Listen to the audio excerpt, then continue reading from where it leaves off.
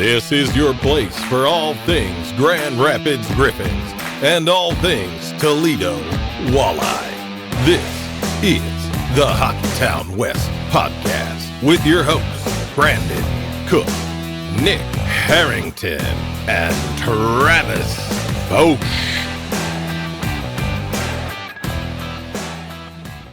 Well, big week for the Toledo Walleye. There was a huge trade. 3 games, 3 nights in Canada. A tough shutout in Cincy. Some good, some frustrating from what I can tell from Travis. And some clear themes coming up. What's up, everybody? Welcome to Hockeytown West, your home for the Toledo Walleye hockey.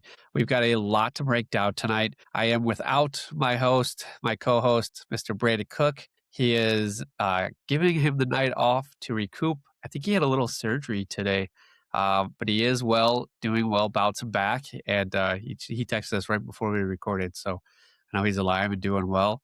But Travis, how are you doing tonight? Good. I feel like I've barely done any of this for like the last 2.5 weeks, but Yeah, it's been a little crazy scheduling, right? Like we were in Rockford for the All-Star game, so we weren't able to record with you, and then we got an episode out last week, right? yeah, I just mean like not being on a regular rotation. Like it's been a very long few weeks for me. It has been a long few weeks. It's also, I don't think I've seen, like I saw you when you were here at GR last week, but we haven't really recorded together for a while, so it's a little different because you were on nights for so long, and now you're back to days, and we messed up the schedule for Monday. We would have had you on the Griffins, but we're probably glad you weren't after the amount of editing that Brandon had to do.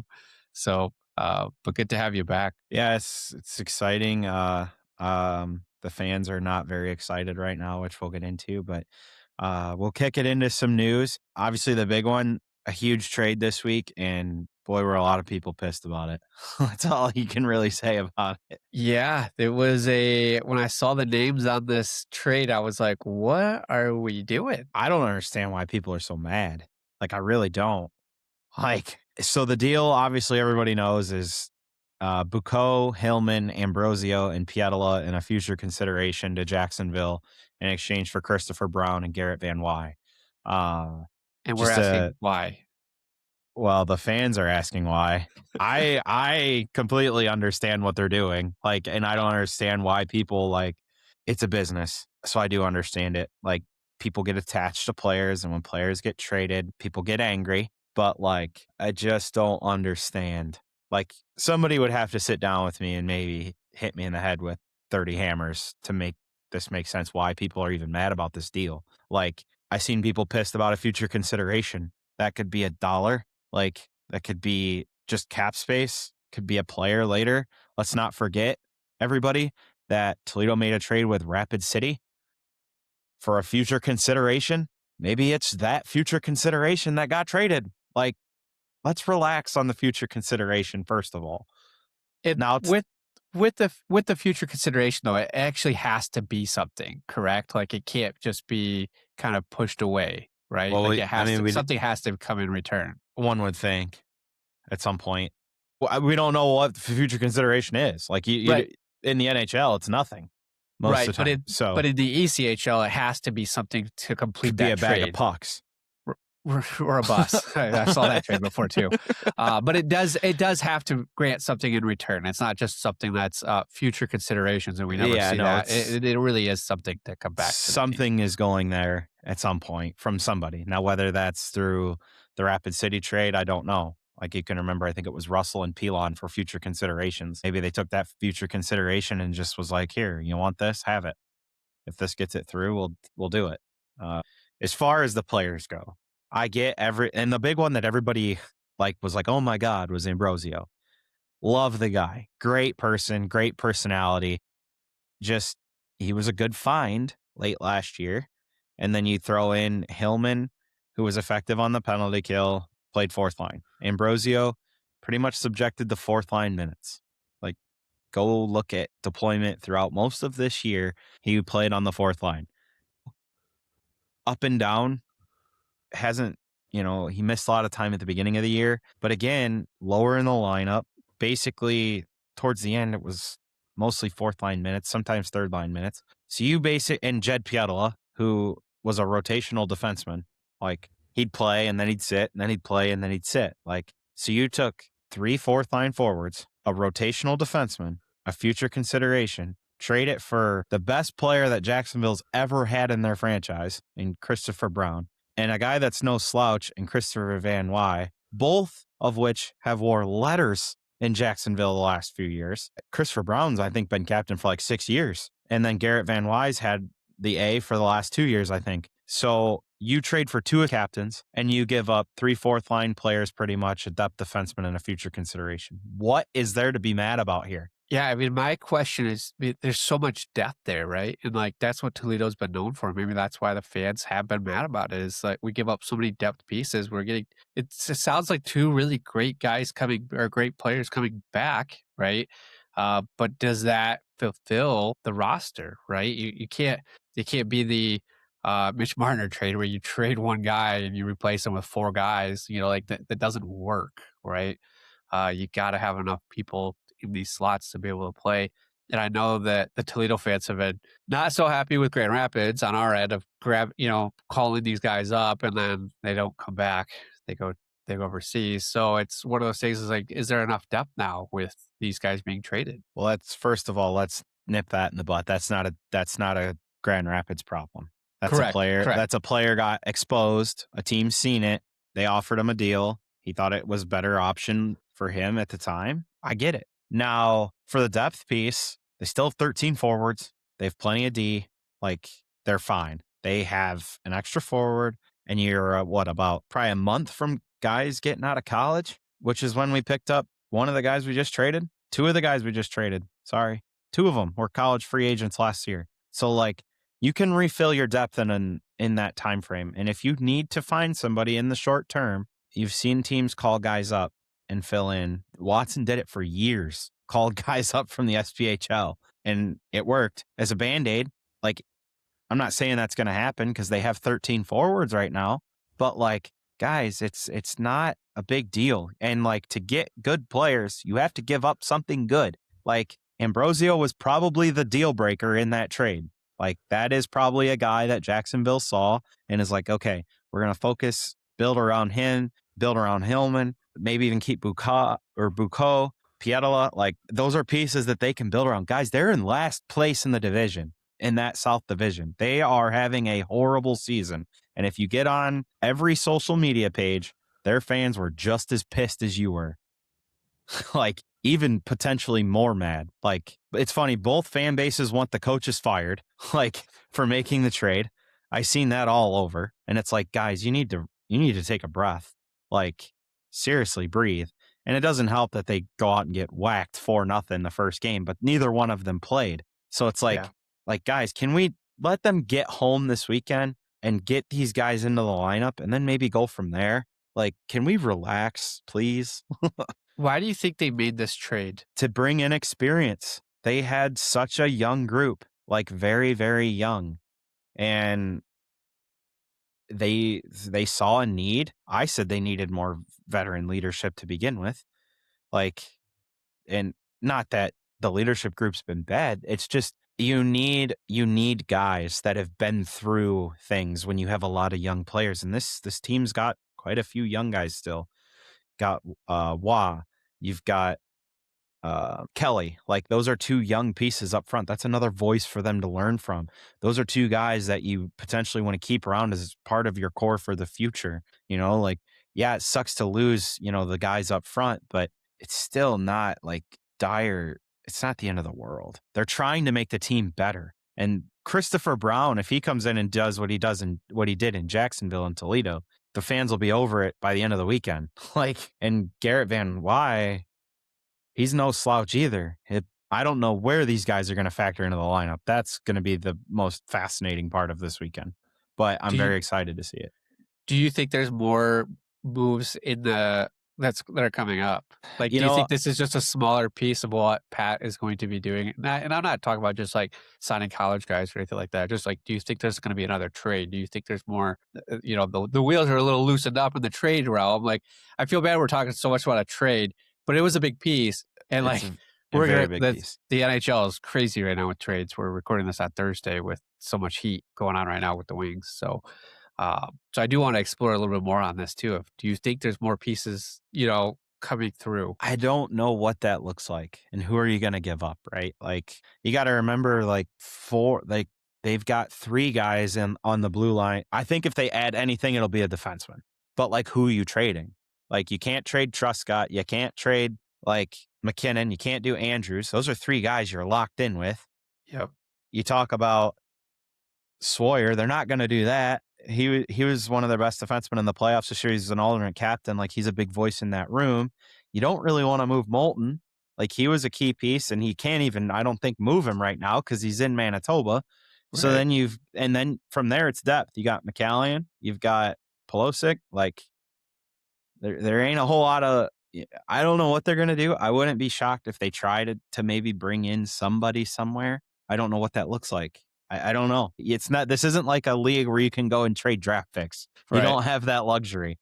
That's why, like, this deal that they made for Brown and Van Wy is a very, very important move. Like, a very big move at this point in the year. And what I like about it too is Pat got a very good piece of business done very early. It's not the end of March and you're making this deal and now you got 2.5 weeks to get these guys in, get them acclimated. You got these guys in, you've got all of March, the couple weeks in April. You've got 6 weeks to work with these guys, 6-7 weeks before the playoffs. Yeah, you got to be careful too, though, is because depending on what Detroit does, right, at the trade deadline next week, and then you got, we may be moving a defenseman, we may not be moving a defenseman, somebody might leave GR. We don't know, right? That's been the biggest talking point today was a defenseman going out for a defenseman coming into Detroit. And then that leaves a gap here in Grand Rapids. So then you get, we bring Truscott up or, he'd be the next one and then Andrews would be after that. But yeah, it's definitely interesting on that route is you got to be careful where you go because you don't want to, you got to kind of wait for the bigger club to kind of make a choice, right? You got to have them make a decision and go from there. And then you kind of have to react off of that. So it'll be interesting to see how everything kind of breaks down in the next 2 weeks. Do you think this trade changes the identity at all of the team? I think you could see maybe just even more attention to detail as a whole, potentially, with adding some guys that have a lot of big game experience or a lot of experience in general in the league. Like, just maybe a little bit more like within a structure. I'm hoping this is what I hope, like, just to maybe settle some things down in specific areas, in certain areas. Yeah. I mean, it seemed like these guys were a big part of the core, right? They've been with the team for a long time. So to kind of see all 4 guys shipped and then 2 new guys, and especially with captain leadership, veteran experience, it'll be interesting to see how everything kind of gels in the next couple of weeks with these newer guys. So I'm very excited. Like, the fans want size. Van Wy is 6'2". Christopher Brown's a high skill player. Like, I think he's 6 foot or 6'1". So, like, again, like, it goes back to like, you can't solve all your issues like at one time, but they nipped a big one, and that's some more voices. Like, you got to think back to like some of these teams that have been here over the years. You had guys like Hensick, guys like Spezia, guys that have been like Hawk now. Like, he's learned. When he first got here, he learned a lot from Hensick. John Albert, like, guys that have played a lot of big games, a lot of games in general, a lot of experience. I think this is going to be a move that in the long run, people are going to be, oh yeah, that was a good trade. yeah, hopefully it all turns out for both teams, I guess, right? That'd be kind of crazy if they went back up in the playoffs. I don't think Jacksonville's going to get there, buddy. But, to get on to the next piece, I think we've rambled long enough about a trade, is Dylan Moulton on a PTO to Manitoba in his first games in Grand Rapids against the Griffins. So kind of cool for him. I really wonder how long that's going to last. Yeah, from what Brandon was doing some scouting for Manitoba, he said that there is a lot of defensemen that are out, a lot of players that are out right now. that team has been just kind of bitten by Winnipeg all year. Tough season for them. And unfortunately, they got the win last night against us. So, but he played well. It was kind of funny that he makes his debut against Grand Rapids. Yeah. Not a thing there where you thought he probably thought at some point maybe he'd be playing with the team. Instead, he was traveling to the arena to play against us. So, uh, yeah, very funny, very little friendly fire. But I thought he played well. Didn't stand out, which is pretty much what you want out of a defenseman, getting the call up. So the other piece of news, I'm pretty excited about this. A roller hockey league coming to the city of Toledo, Dream Roller Hockey League. Listen, this sounds like it's going to be really cool. A lot of offense, physicality. It's going to be 4-on-4, 4 quarters instead of 3 periods. It's 4 quarters with like a 1 to 2 minute break. I think I was told in between the first and second quarter and the third and fourth quarter, and then a longer intermission at like what's called halftime. 4-on-4 full contact fighting. Sounds like Hawks playing. Mark's article said Specia's going to play, so that's pretty exciting. When I was fortunate enough to talk to the gentleman that did the press conference. His name is Adam, and he was very excited. It sounds like something that they want to try to grow, and they picked Toledo strategically because it's fan base. There's going to be, he said there's potential to be a lot of ECHL, AHL minor league players playing in this. Basically, they want to use it as a pilot year to hopefully get some cities to buy franchises and start a league through multiple cities in the future. So Toledo's going to have 4 teams. It's all going to be 4 games. I think it's a 21 game schedule, all at the Huntington Center. It's going to be pretty crazy. I don't think it's going to be just weekends. It sounds like it's going to be like there'll be some weeknight games because it's from July 10th, I believe, to August 12th. And then it's like I said, so there's only 4 teams. So both are going to play a semifinal and then a championship game. And the playoffs will be single knockout.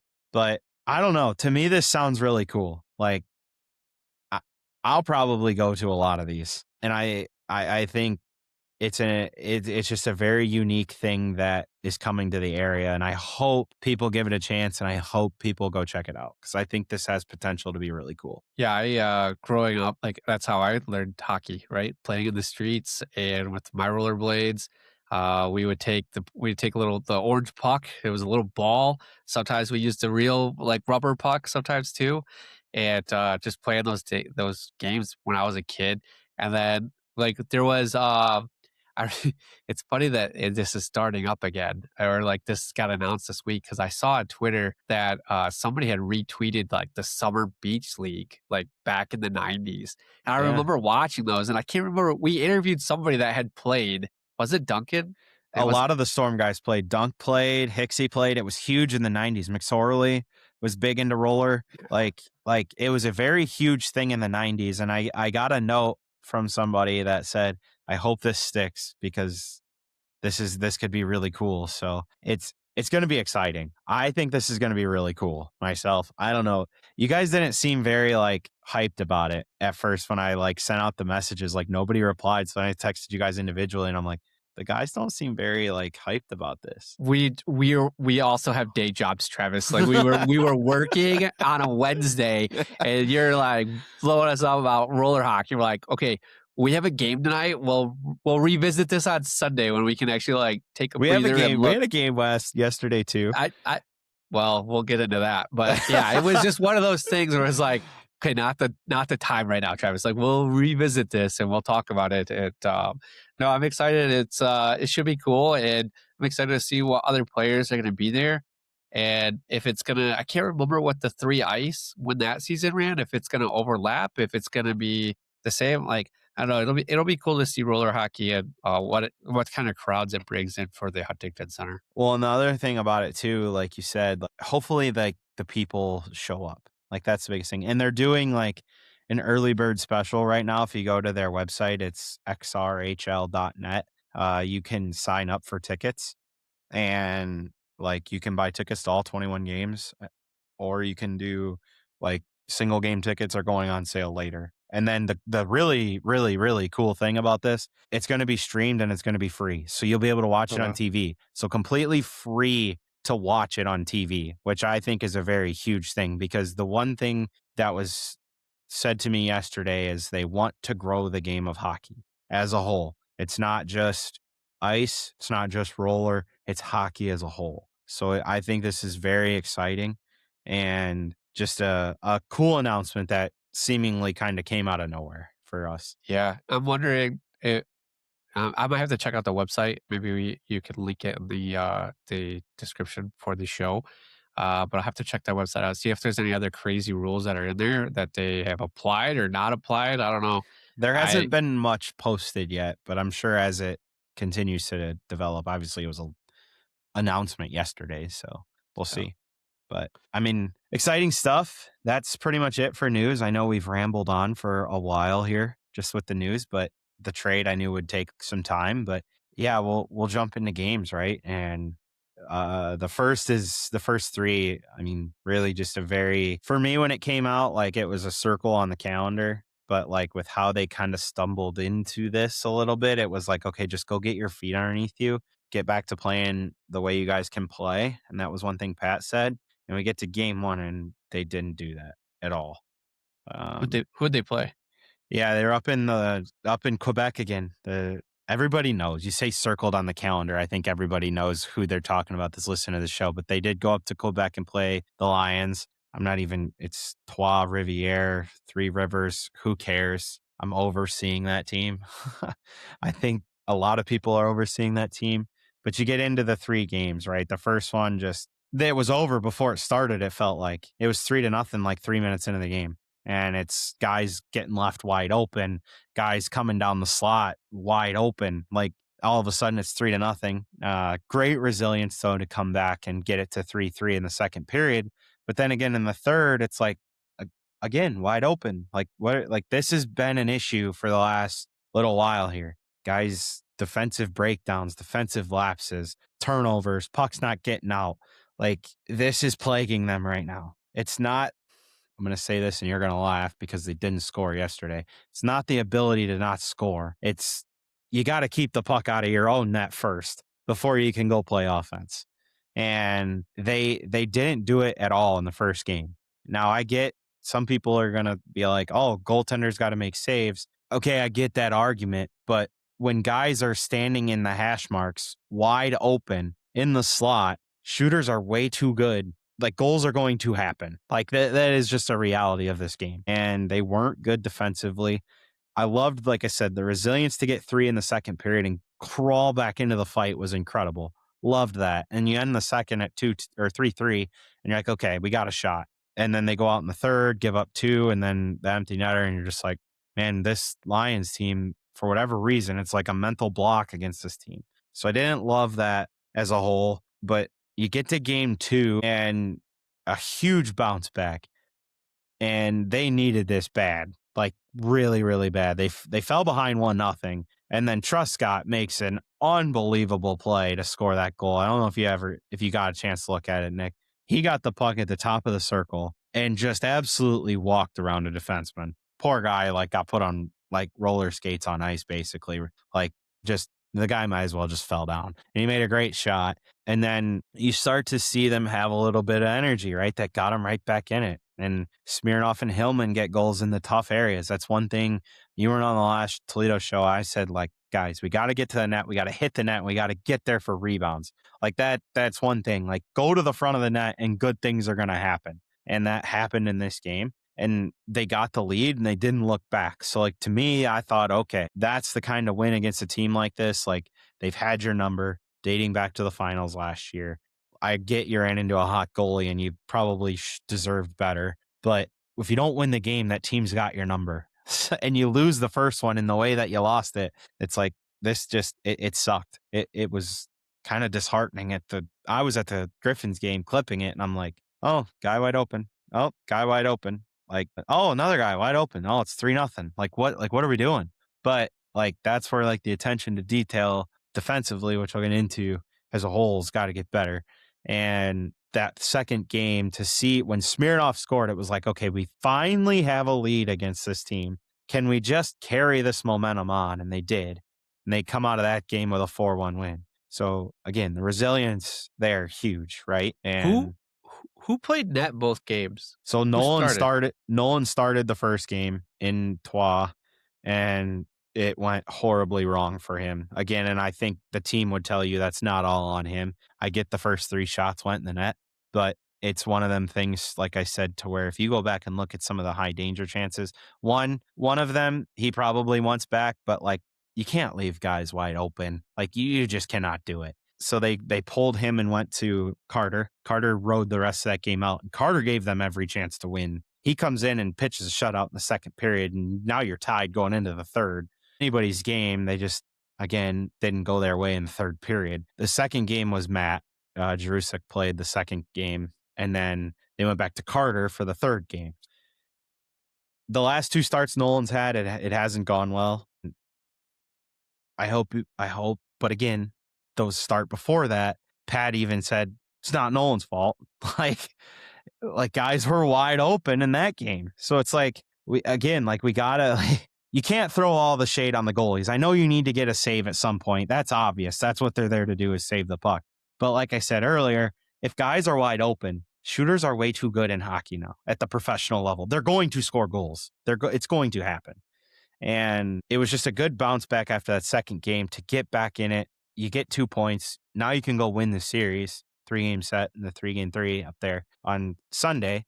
And, you know, they come out of this game, and we'll get into why it was kind of disheartening and they probably deserved better. But Andrews gets the team's 14th shorthanded goal of the season. 14 shorties. Like, think about that, dude.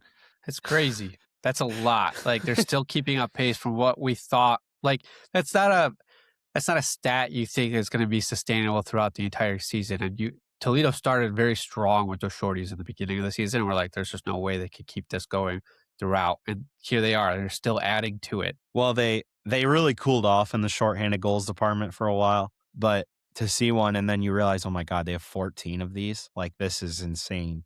And it was a great shot by Andrews. Unreal shot from the top of the circle, far side, over the blocker, top corner. Great shot, right? And it's like, okay, we're good. And they got a point. Really, that's all you can kind of really go through with this, is they found a way. They get it to overtime, okay? It gets to OT. They don't score. Nobody scores, and it goes to a shootout. And we've had horrible success in the shootout this year, which is crazy with all the skill that they've got. Like, you would think that it would be something that they thrive in. And they get to the shootout, 9 rounds. Jeez. Yeah, Carter came in this, and he played real well in the shootout. Like, he came in and adjusted the shootout? No. Like, I'm saying he came in, played this game after coming in relief Friday night, and you go into a shootout in a weekend where the first night went horrible. The second night you did great, and now it's just kind of a meh, we're in the shootout, we got a chance. And he did great in the shootout. I thought he played really well in the shootout.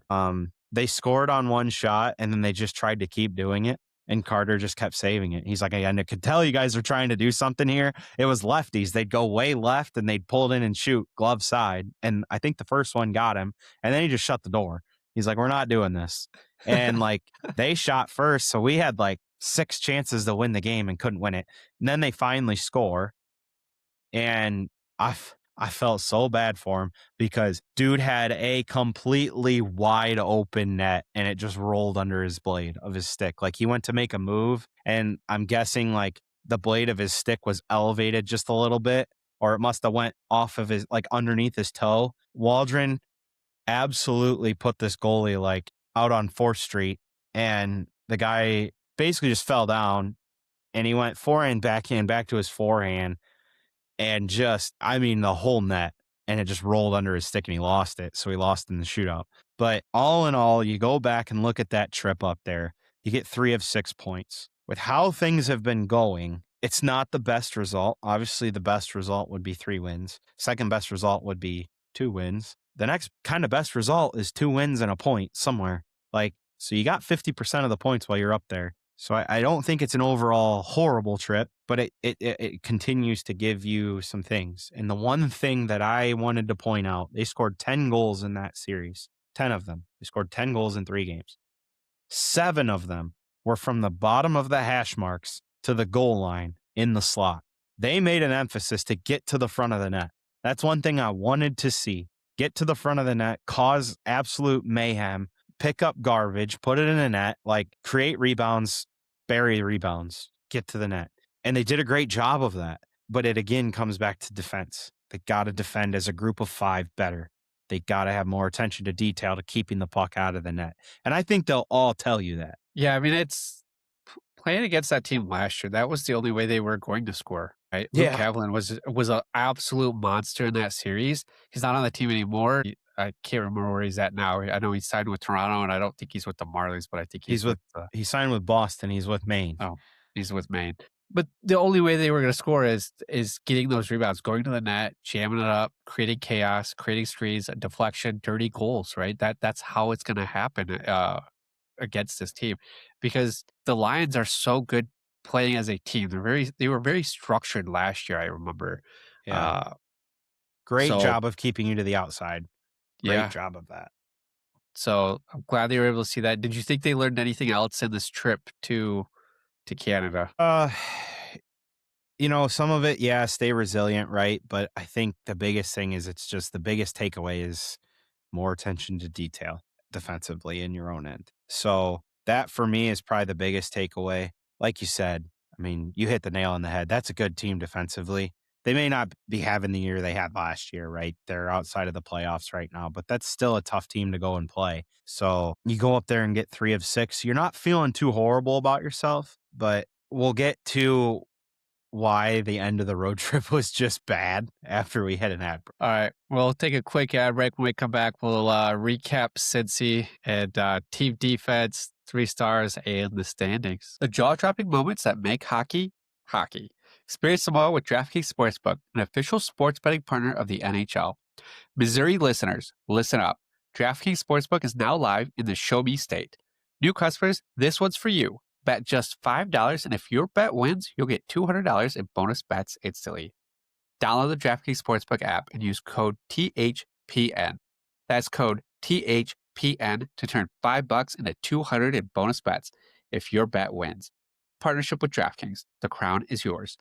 Gambling problem? Call 1-800-GAMBLER. In New York, call 877-8-HOPE-NY or text HOPE-NY 4676369. In Connecticut, help is available for problem gambling. Call 888-78-9777 or visit ccpg.org. Please play responsibly. On behalf of Boot Hill Casino and Resort, Kansas, pass-through of per-wager tax may apply in Illinois. 21 plus age and eligibility varies by jurisdiction. Florida and Ontario, restrictions apply.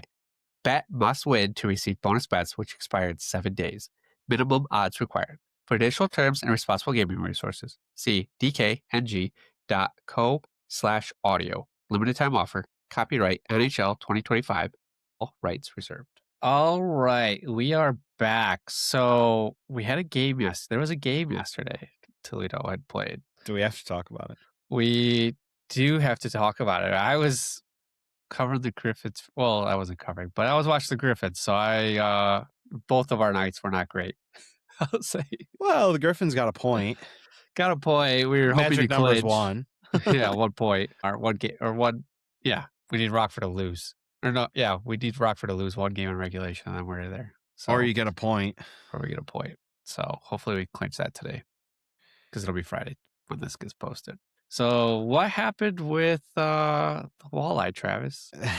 You look at this game in Cincinnati. It's your last game before going home, right? And it's like that's the one game you're like, I don't know about this. And you think back to the trade. So everybody's expecting them guys to play. And then you see the transactions come out and we're going 11-7.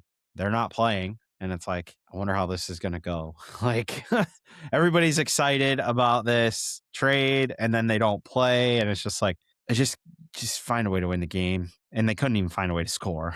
They got shut out 4-0. Again, like I would say there were probably a couple saves in this that wants back, or a couple goals. I shouldn't say saves, a couple goals that Matt wants back.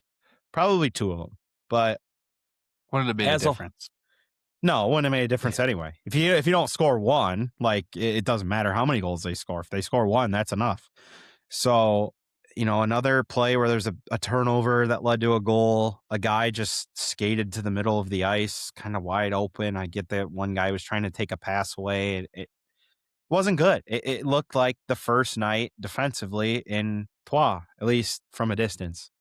Wasn't a fan of, I just didn't think there was enough attention to detail defensively. They had plenty of opportunities offensively, and we don't score, right? Like they had opportunities. Keenan gets a goal called back for goalie interference, which I want to talk about that.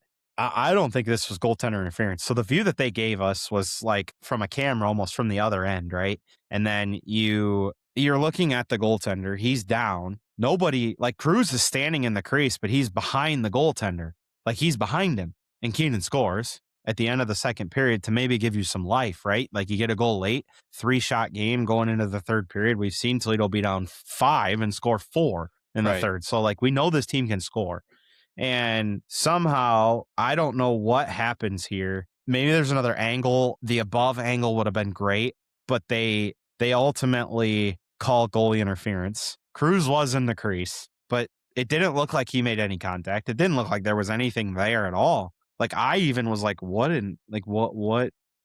they calling? Like I don't see it. What there was no contact. Goalie interference these days, right? I mean, we saw the same thing over here in Grand Rapids last week. Former Red Wing coach, Walleye coach, Derek Lalone. What the bleep is goalie interference? That became a meme. Yeah, you remember on the bench.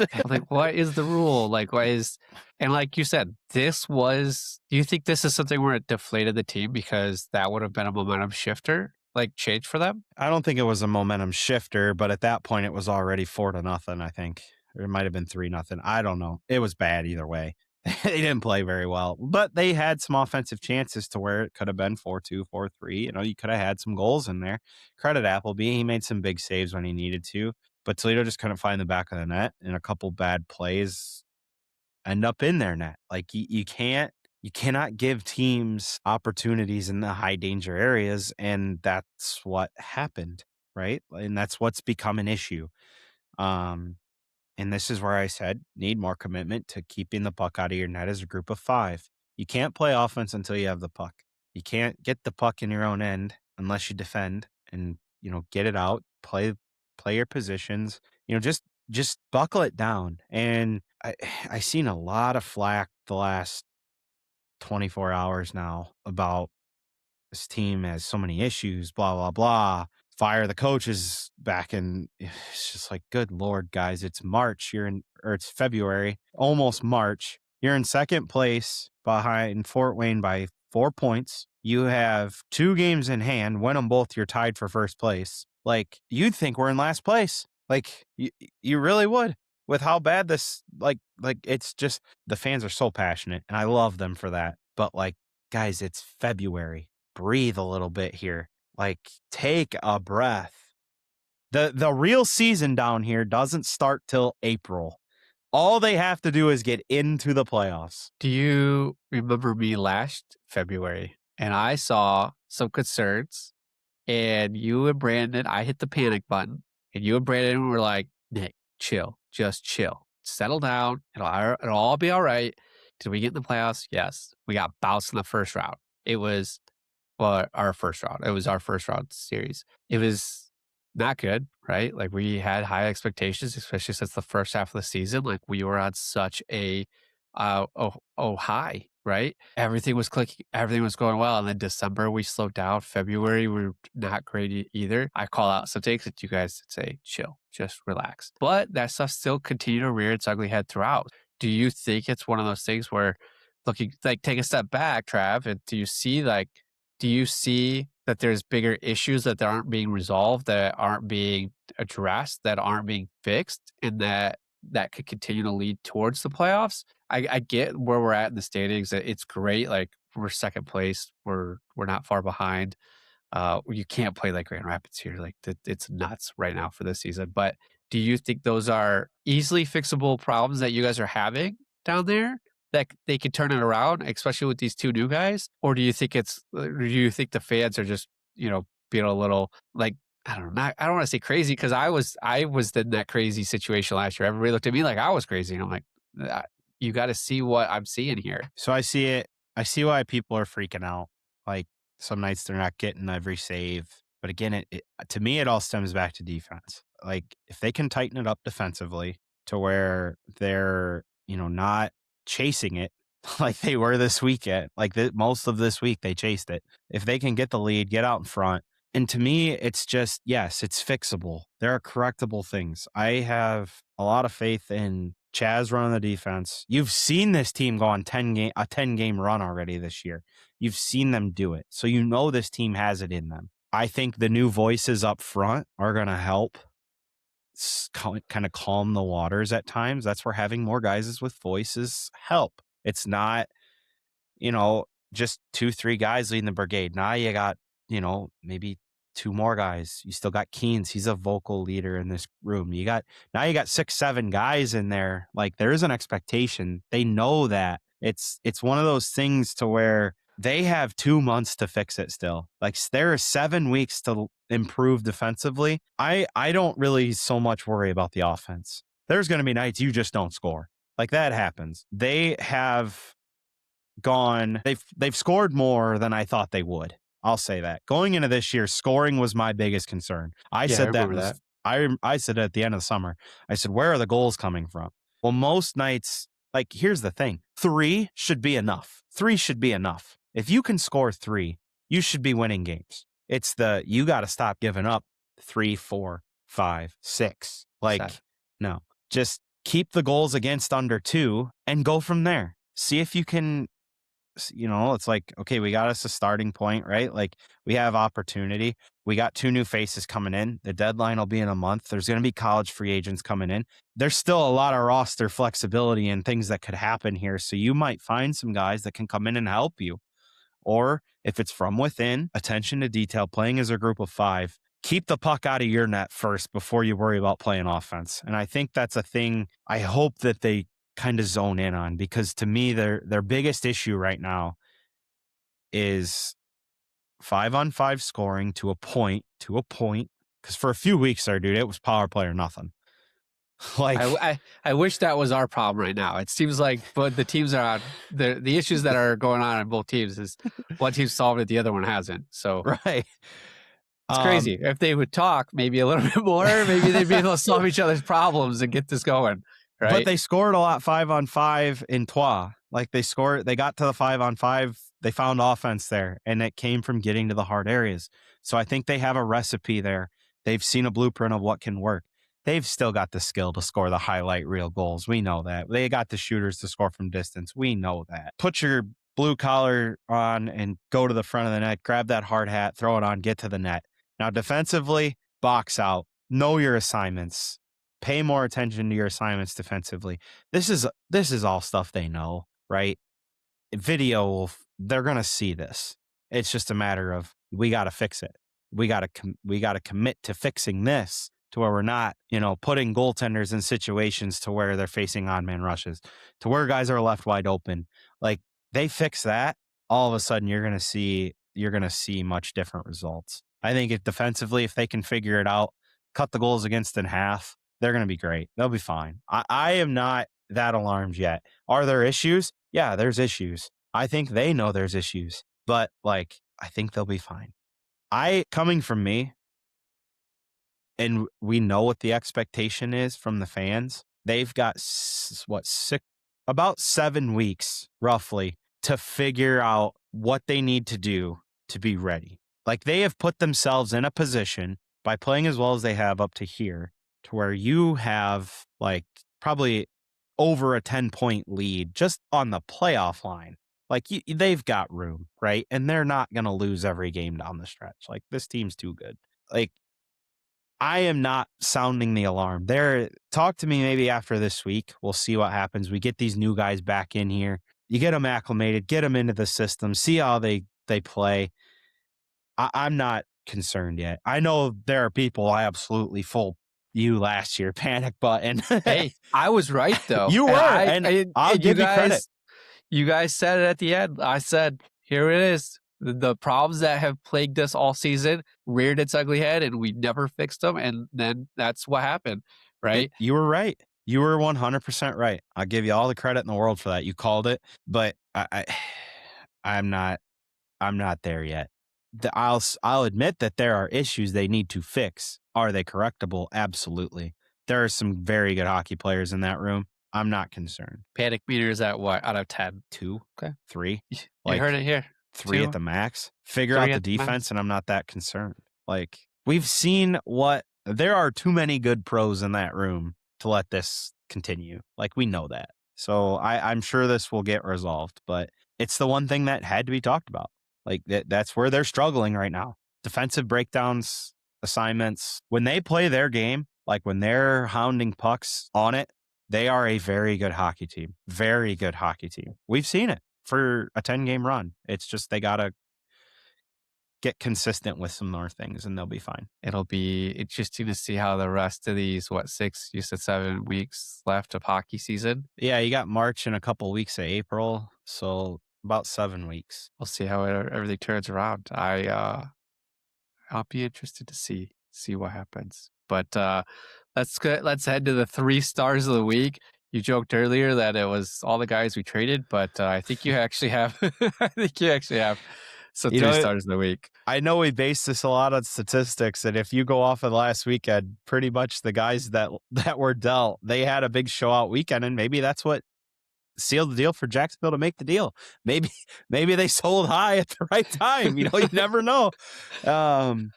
So, like I said, that Ambrosio, Hillman, Bucco, they all had good weekends up in Troyes. But you look outside of them, I mean, it's 3rd star Sawyer, 2nd star Andrews, 1st star Truscott. Truscott and Andrews both had 2 points, a goal and an assist. Sawyer had 2 assists. I gave Truscott the 1st star of the week just because of the goal he scored. It was beautiful. A thing of beauty. Good to see them jump into the offense, but again, we just went on a rant. Team defense, let's get it there. I do want to pull. I always do this when I come on the Toledo shows. I always want to know, like, an update on Truscott. I know he was here just for a little bit recently, but how is he doing down in Toledo? Good. He's fine for the most part. Obviously, he's still a young player. He's learning. He's playing a ton of minutes. I think that's probably the biggest thing for him in his development is he's playing a lot. You've kind of seen him at points jump into the rush a little bit, find that offensive side. He's a very steady piece for this team. And for my own sake, I hope Detroit doesn't trade too many defensive prospects so he can stay. But for him as a person, I would love to see it if it happened and he got a call up to GR. Who could you compare him to for me? Just that. Oh, God. I know. It's a small pool. I don't think I can do that. Okay, that's fair. I just didn't know his style, right? Like we get a very small sample size here. He's just a very well-rounded player. He's a good player. He's a good pro. He's going to be a good pro. Good to hear. Well-mannered too. Like he's a very well-mannered guy. I've talked to him a few times post-game, and he's very relaxed. He's very chill. He's got the hockey talk. Like they all have the hockey talk, but like when he goes, it's like you can hear the lingo like really go with him. He's got that just that hockey aura lingo about him. He's a good guy. I hope for him he has a great career because he seems like a great kid. Yeah, I remember I believe we talked with him in the beginning of the season. And he was really cool to talk with, really well mannered as well. And I look forward to hopefully seeing him back up here soon, maybe for a playoff push. I don't know. We'll see what happens with Detroit with all these trade rumors. So. Give us a standings update, Travis. Yeah, so the ECHL, you look at the Central Division, Fort Wayne's leading it with 68 points. Toledo is in second with 64 points with 2 games in hand. The Indy Fuel, they're at 55 points, so they got a 9-point lead on third, right? And then you go to 4th place, Bloomington Bison, they're in town, which we'll talk about. Haven't seen them for a while. They're 1 point behind the Fuel with 54 points. And then you go to Kalamazoo, they're the next closest team at 49 or at 50 points. So they're 2 points back with 2 games in hand. So as of right now, Toledo and Kalamazoo have the same amount of games played, and Toledo's 14 clear of the playoffs. So again, can we relax, please? Have they clinched yet though? No. They've probably got to get, like, I would venture to guess, like 35 more points or so. Somewhere in the 30s would be my guess. But that's also dependent on teams losing. And then you go to 6th with Cincinnati, and then the last place, Iowa. The state of Iowa is having a rough year in hockey. Yeah, I mean, Minnesota's doing pretty good though. Their feeder, their NHL affiliate team. So you take some balance, right? It all. They put more resources into the NHL team than they had did with the AHL and ECHL. Yeah, and like I said, you look at where these two teams, it's kind of a 4-team race, right? Or 3-team race for that last spot. You're going to come down to Bloomington, Kalamazoo, and Cincinnati pretty much. You're looking at, like I said, Bloomington's got 2 more games played. They have 4 points more at 54 points. Kalamazoo and Cincy both are 2 games in hand. Cincy's at 49, Kalamazoo's at 50, so one's 4 back, one's 5 back. So, I mean, 2 teams kind of within striking distance. They're going to have to kind of get on a roll. A lot of divisional games, though, so there's a lot of 4-pointers out there. There's a lot of 4-point nights. So there's opportunity. That race is going to be fun to watch. Remember last year, nobody wanted it. Like, into the last night of the season, nobody wanted to make the playoffs. So that was interesting. You head over to the Mountain Division. These guys are just on an absolute roll. Kansas City, they're on Grand Rapids pace, my guy. 51 games played. They're 41-8-1. Jeez. Is that 84 points, 824 points percentage? They are 14 points clear of second place. I think we were at 17 up here in GR last I checked. But is that like the hottest start in the E? Like, I know we're like breaking records every week. So is that being talked a lot about in the E at all? Like their run is right now, because they're playing really good. And they've got LaFontaine still, who was really good against Toledo 2 years ago. Still had a great series last year. Toledo just kind of figured him out. And like, they got another guy signed to him the other day, and it's just like, you see him shutout, next game played, shutout. And it's like, oh my God, they found another one. Like, are you kidding me?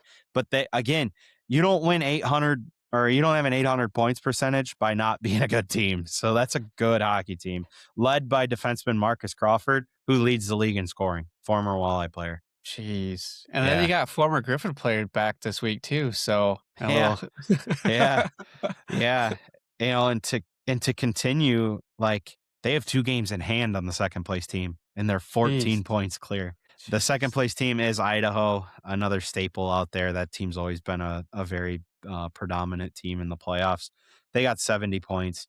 Allen's in third with 59 points. And then Tahoe, they are in fourth with 57 points. You go to fifth, Wichita, they got 52 points. Rapid City, they got 48 points. Utah, 47 points. And then Tulsa, they're having a year worse than Iowa. They only got 33 points in 48 games. So they're struggling. That's the Western Conference. We'll head to the East. We'll start in the North. Adirondack, the Thunder, they've taken over the top position in that division over Wheeling. Wheeling's kind of been the team out front for most of the year there. But that organization has been doing very well this year. Pittsburgh's, they've overachieved top to bottom as a whole, I think.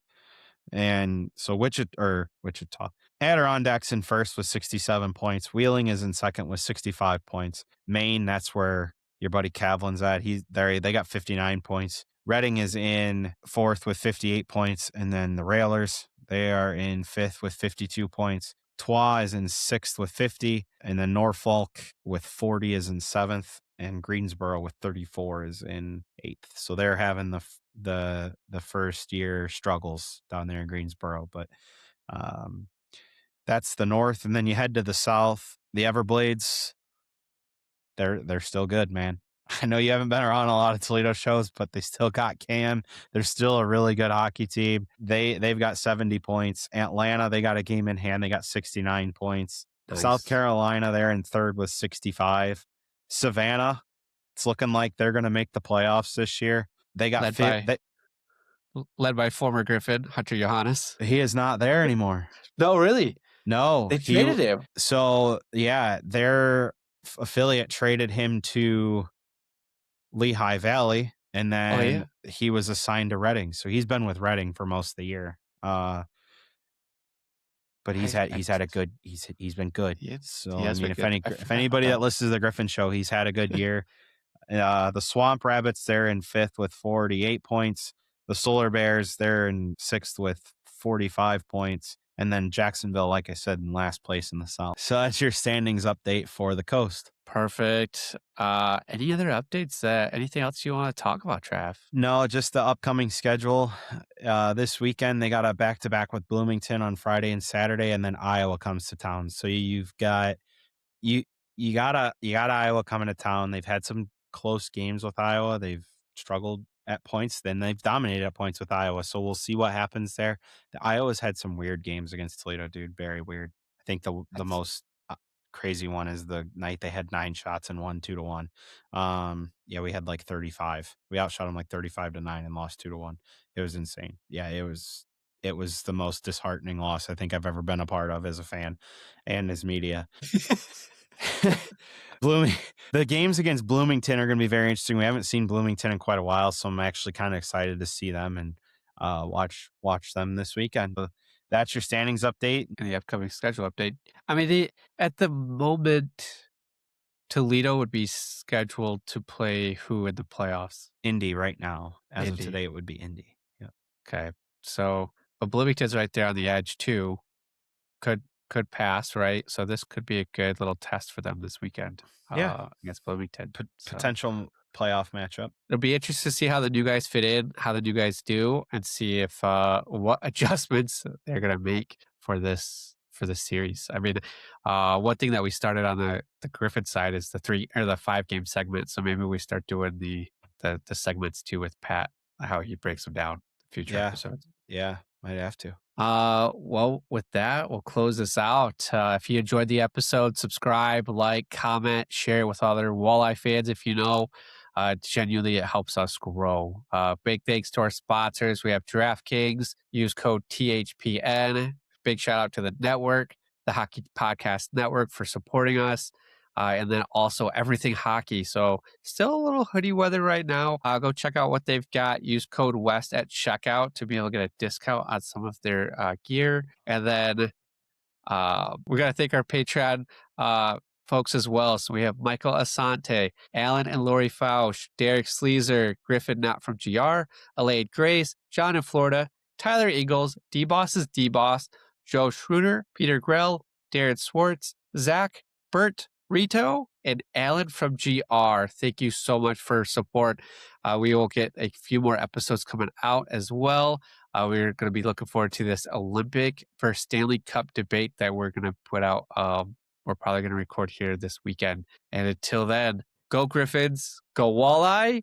Love you. Bye. Thank you for tuning in to the Hockeytown West podcast. Be sure to check us out on Twitter at HockeytownWPod and your hosts, Nick at GR Hockey Guy, Brandon at Brandon GR Hockey, and Travis at Trav in T-Town.